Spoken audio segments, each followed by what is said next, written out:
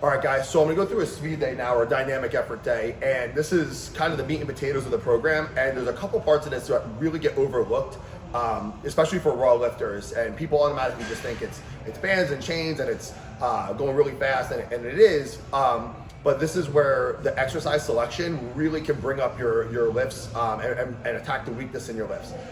So what do I mean like that? I'm gonna use a lower body day because it's a little bit easier to see how that works. So our main movement, the speed work always waves up. It has a 3-week wave, and there's a ton of different ways that people have done this. But again, what Louis Simmons kind of puts out as the sort of the tried and true method is a 50% bar weight, 55% bar weight, and 60% bar weight wave, 3-week wave, and 25% accommodated resistance, which is bands or chains.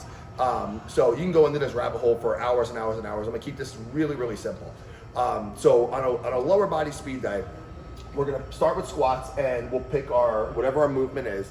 And the key to picking your movements is picking what's going to bring up your competition squat the most. So if you're a lifter that falls forward in the squat and you believe that you have a weak upper back, choosing a safety bar squat and rotating through those the waves that way, or with a bar that's going to make your upper back work harder, is going to bring up your squat very quickly. You're going to acquire a lot of muscle just because of the volume and frequency that you're using the bar, and your the amount of weight you're getting in.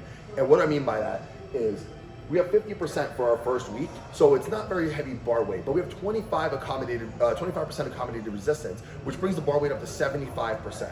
So with that 75%, we are trying to put as much force in the barbell as we can against the bands or chains, and we're going, instead of doing sets of 8 or 10 like you would typically see in a linear progression program, we're doing doubles, or we're doing triples. And we're gonna do 10 to 12 sets, and we're gonna try and get through those with as little rest time as possible.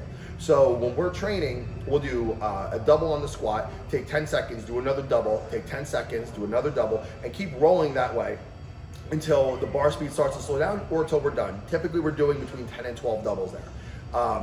But while we're doing those doubles, even though the weight is relatively light on the bar, the load is relatively heavy, and we're getting a lot of work in a weak part of the mechanism, which is the upper back.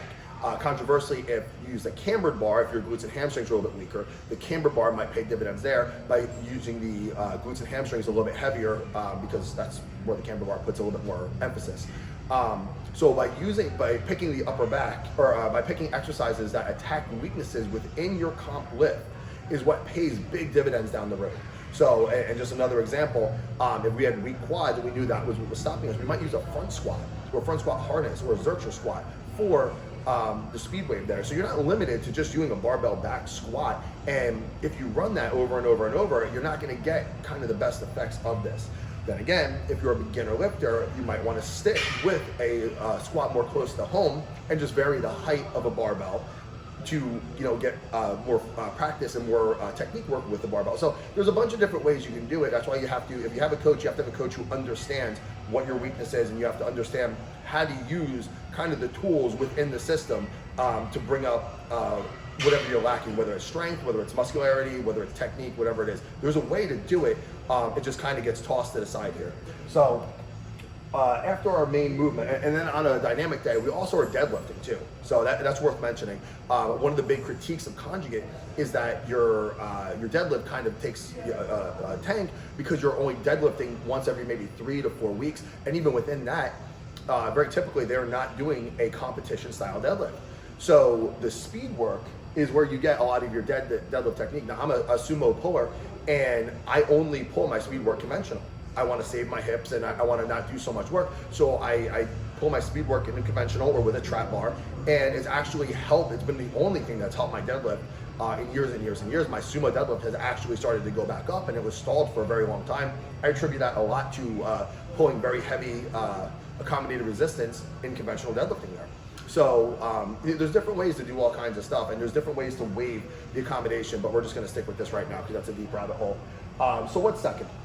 After we get through our main movement with the bands and chains, we're gonna go ahead and we're gonna pick whatever part of that mechanism needs work, right? So we kind of went through the max effort stuff where we're not trying to find a driver of that lift. So let's say I know myself as a lifter, my hip hinge can always use more work, where my legs are pretty strong, but my hip hinge is where I'm weak. So typically I'll pivot out of the speed work and I'll do some good mornings, or I'll do the reverse hyper, or I'll do maybe some RDLs or anything like that. Something, and I'm not really looking to do maximum effort work, but this is just work for the mechanism. So that'll be anywhere from 3 to 5 sets, and I'm looking in the 6 to 10 rep range there. I want to get some muscularity out of it, but I want to strengthen up the weakest part of the mechanism for the day.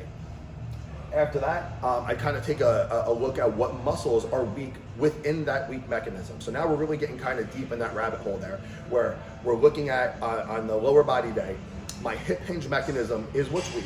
So I attack my hip hinge mechanism on the secondary movement with a good morning or RDL or anything like that, that brought up the strength of the mechanism. Now I'm looking to add muscularity to that mechanism. So that might be things like hamstring curls, it might be a kettlebell swing. I mean, I'm not really a big fan of glute bridges, but that's where that would go.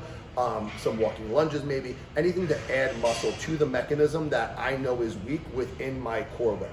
So that's where that goes. And those sets, it doesn't have to be one exercise there. It doesn't have to be a straight, one set of 3, a typical 6 to 10 set. It could be 2 or 3 exercises that attack different muscle groups in the mechanism. So I might do one for my hips, one for my glutes, one for my hamstrings. That might be where my hypertrophy work for that day goes. It's 3 exercises, maybe 3 to 4 sets each. And again, we're sitting in somewhere in that 6 to 10, 6 to 12 inch rep range.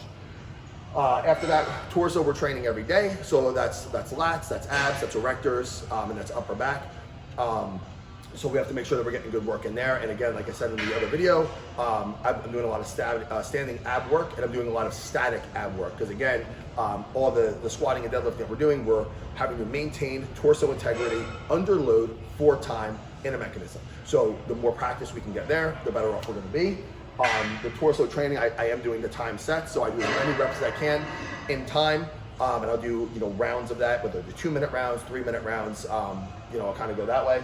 And then the GPP again is whatever exercises I can set up in a circuit. They're low intensity, but it's high velocity. So we're doing again ball slams, or we're doing jumps, and this is where I'm doing my throws, and this is where I'm doing battle ropes and things like that. We want to pick exercises that aid the mechanism of whatever is weak for the day, but we're doing it in more of a cardio fashion and keeps our conditioning up, keeps us pliable, and typically you leave feeling pretty good after that. You get a lot of blood flow there.